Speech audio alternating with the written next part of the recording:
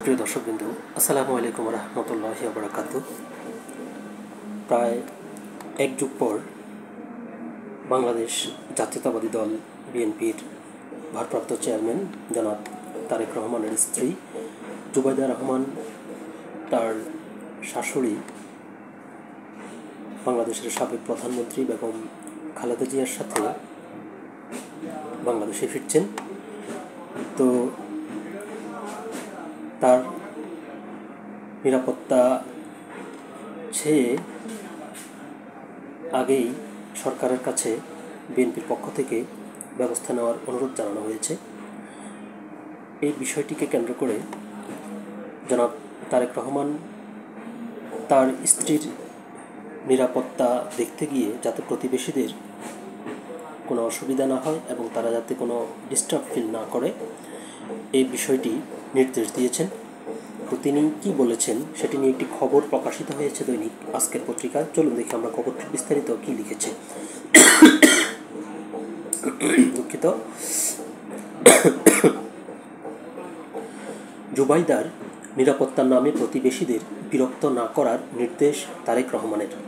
প্রায় দেড় যুগ পর দেশে ফিরছেন বিএনপির ভারপ্রাপ্ত চেয়ারম্যান তারেক রহমানের স্ত্রী জুবাইদা রহমান।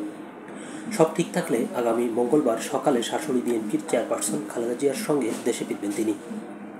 দেশে ফিরে জুবাইদা রাজধানীর ধানমন্ডিতে তাঁর বাবার বাসায় উঠবেন বলে জানা গেছে।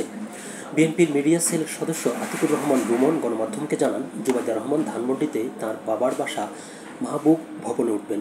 বাড়ির ছোট মেয়ের আগমন উপলক্ষে বাসার সাজসজ্জা, নিরাপত্তা ব্যবস্থা, সিসিটিভি ক্যামেরা স্থাপন, পানি, বিদ্যুৎ, গ্যাস, জেনারেটর স্থাপন সহ বিভিন্ন প্রস্তুতির কাজ চলছে। আতিকুর রহমান রুমন বলেন, জুবাইদা রহমানের নিরাপত্তার কথা মাথায় রেখে বাসার ভেতরে এবং বাইরে নিরাপত্তা ব্যবস্থা ঠিক করা হয়েছে। বাসার চারপাশে দেয়ালের উপরে সিসি ক্যামেরা বসানো হয়েছে। নিরাপত্তা ব্যবস্থার সঙ্গে জড়িত পুলিশ সদস্য ছাড়া বিএনপি চেয়ারপারসনের সিকিউরিটি ফোর্স সিএসএফ সদস্যরাও দায়িত্ব পালন করবেন। রুমন বলেন, দলের ভারপ্রাপ্ত চেয়ারম্যান আমাদের নির্দেশনা দিয়েছেন নিরাপত্তার নামে এমন কিছু না করতে যেন প্রতিবেশীদের কোনো অসুবিধা হয়, যাতে মানুষজনকে ডিস্টার্ব না করা হয়। জুবাইদা রহমানের জন্য আলাদা গাড়ি ও তার নিরাপত্তায় নিয়োজিত সদস্যদের জন্য গাড়ির ব্যবস্থা করা হয়েছে বলেও জানান তিনি। গত 30 মে বিএনপি চেয়ারপারসনের একান্ত সচিব ABM আব্দুস সাত্তার পুলিশের মহাপরিদর্শকের কাছে জুবাইদা রহমানের নিরাপত্তার ঝুঁকি রয়েছে জানিয়ে গানম্যান, পুলিশ প্রোটেকশন, বাসায় পুলিশ পাহারা, আর্চওয়ে বসানোর জন্য চিঠি দিয়েছেন। পুলিশ ও গোয়েন্দা সংস্থার কর্মকর্তারা এরই মধ্যে এই বাসভবন দেখে করণীয় ঠিক করে গেছেন বলে জানান রুমন। মাহবুব ভবনে এখন থাকেন মাহবুব আলী খানের স্ত্রী সৈয়দা ইকবাল মান্দ বানু এবং বড় মেয়ে শাহিনা জামান ও তার পরিবারের অন্য সদস্যরা। সৈয়দা ইকবাল মান্দ বানু কয়েকদিন আগে রাজধানীর একটি হাসপাতালে ভর্তি হয়েছেন। 2008 সালের 11 সেপ্টেম্বর তারেক রহমানের সঙ্গে ঢাকা ছেড়েছিলেন জুবাইদা রহমান। 1/11 পর জ্ঞাত আয় বহির্ভূত সম্পদ অর্জনের অভিযোগে 2008 সালের 26 সেপ্টেম্বর তারেক রহমান, জুবাইদা রহমান, ইকবাল মান্দ বানুর বিরুদ্ধে কাফরুল থানায় একটি মামলা করে দুর্নীতি দমন কমিশন।